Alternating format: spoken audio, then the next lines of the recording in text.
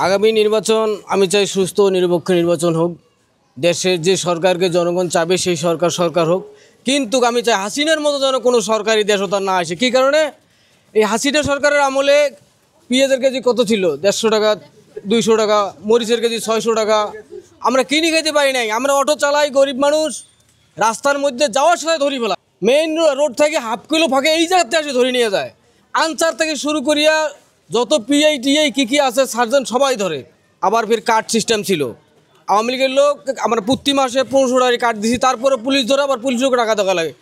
একটা যদি কয় ভাই সারাদিনে তো 200 টাকা ভাড়া মারলাম, আমার আপনি ছাড়িয়ে দেন, দিব না, কয়েক 2000 টাকা নিয়ে আসো।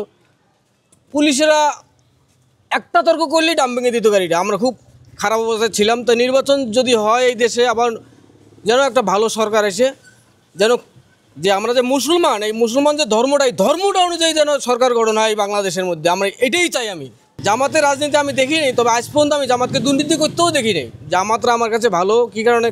তাদের কথা শুনছি যে ওরা শিবির রক্ষাটা, কিন্তু আমরা রক্ষাটা আজ পর্যন্ত কারো দেখি নাই, কিন্তু শুনছিলাম। জামাত আমার কাছে ভালো লাগে। বিএনপি রাজনীতি, বিএনপি তো একবার করছিল, আওয়ামী লীগও করছিল। বিএনপি তারেক রহমান 31 দফা দাবি চাইছিল জনগণের কাছে যে আমি 31 দফা পূরণ করবো। যদি উনি 31 দফা পূরণ করে উনিও ভালো হবে, কিন্তু মুখ যা বলবে অন্তর ওইভাবে দেশের কাম করবে। আমি এই সরকার চাই। আমি বুঝি না তারেক, বুঝি না জামাত, আওয়ামী লীগ তো আসতে পারবে না, কারণ ওরা যে ছাত্র আন্দোলনে ওরা মানুষ মারছে। আমি নিজেই ছাত্রদেরকে উবাইছিলাম, কিন্তু ছাত্ররা আমাদেরকে চেনে না। আমার মনে এত দুঃখ ছিল হাসিনার আমলে। আমি বিএনপির যে তখন তো ওরা সরকার থাকতে আমি এই যে দুয়ারিপাড়া শফিক আছে, আবার পাগলা শফিক, ওদের সাথে আমি আন্দোলনে গেছিলাম মনের দুঃখে। কী কারণে? ওরা এত খারাপ ছিল। ওরা মুক্তিযোদ্ধা অথবা ধনীদেরকে যারা 8,000 10,000 টাকা দিত তাদেরকে কার্ড দিত, মুক্তিযোদ্ধাদেরকেও বেতন ভাতা দিত, আবার কার্ডও দিত, গরিবদেরকে ওরা কিছুই দিত না। ওই দুঃখে আমি বিএনপির ব্যানার লাগাই দিয়েছিলাম আমাদের দেশে। সেই কারণে আমার বাবার খুনি আমার বানাইছে। আমি আর আওয়ামী লীগের কথা কী কব ভাই? ওরা জঘন্য খারাপ। ওরা যেন এই দেশে সরকার গঠন করতে না পারে, আসতেও যেন না পারে। এই যে আমি কথাটা কইলাম, তারপরেও হয়তো ওরা যদি 50 বছর পরে সে তখন আমি মারা যাবো, তাও মনে হয় আমার বিচার করবে। ওরা এইরকম একটা ভয়ঙ্কর দল, এই আওয়ামী লীগ দল। ওরা বাংলাদেশে গণতন্ত্র একটা রাষ্ট্রে ওরা এক নায়কতন্ত্র কায়েম করছে। এটা কি ঠিক? আমার কাছে এটা বেঠিক। এইটা আমি মানি না। ওই সরকারের আমলের যে আইনগুলো ছিল ওগুলো আমি মানি না। নতুন করে আইন হোক। সংস্কারের যে দাবিটা করছে সংস্কার যেন সম্পূর্ণ হয়, আমি এটা চাই। সংস্কার সম্পূর্ণ করার পরে যেন একটা নির্দলীয় সরকার গঠন হয়। সরকার হলেই আমাদের দেশে তো বর্তমান বাপ মাও নাই, কিন্তু সরকার নাই, আমাদের অনেক সমস্যা। সরকার আসুক, আমরা এটাই চাই। মোটামুটি দেশ ভালোই চলছে। এখন সামনে নির্বাচন, তো সবার জন্য দিলে আর কি সবার জন্য সুবিধা হবে আর কি।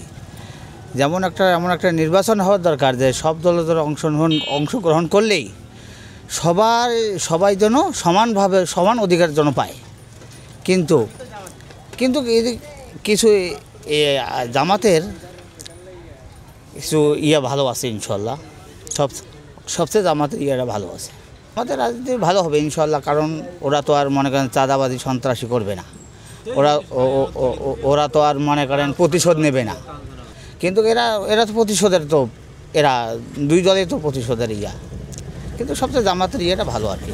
হ্যাঁ, এইসব ইনশাল্লাহ আলহামদুলিল্লাহ অনেক ভালো। মানে সবাই সমান অধিকারে চলতেছে। এটাই তো বেশি আর কি পাওয়া আর কি। মানে কারো মনে কোনো হিংসা বিবাদ থাকলো না। ঠিক আছে, এটা সবচেয়ে ভালো আর কি। কোরআনের দিয়ে আইন দিয়ে চলবে দেশ। এটা তো সবাই আমরা চাই যে কোরআনের আইন দিয়ে দেশটা চলুক, দেশটা ভালোভাবে চলুক। হ্যাঁ, কোনো মানে হিংসা বিভেদ না থাক, এটাই আমরা চাই। না, এটা হলো আমরা হলাম মুসলমান। আমরা হলাম এমন একটা মানে জাতি, এই জাতিটাকে মানে কাউকে হিংসা করা যাবে না, কাউকে ঘৃণা করা যাবে না। আমরা মানুষ, আল্লাহ পাক মানুষ সৃষ্টি করার আগে কিন্তু মানুষকে আগে ভালোবাসতে বলছেন। আল্লাহ পাক যখন মানুষ সৃষ্টি করছেন, মানুষকে আগে ভালোবাসতেন। মানুষ হয়ে যদি আমরা মানুষকে ভালো না বাসি, আমরা কেমন মানুষ হলাম?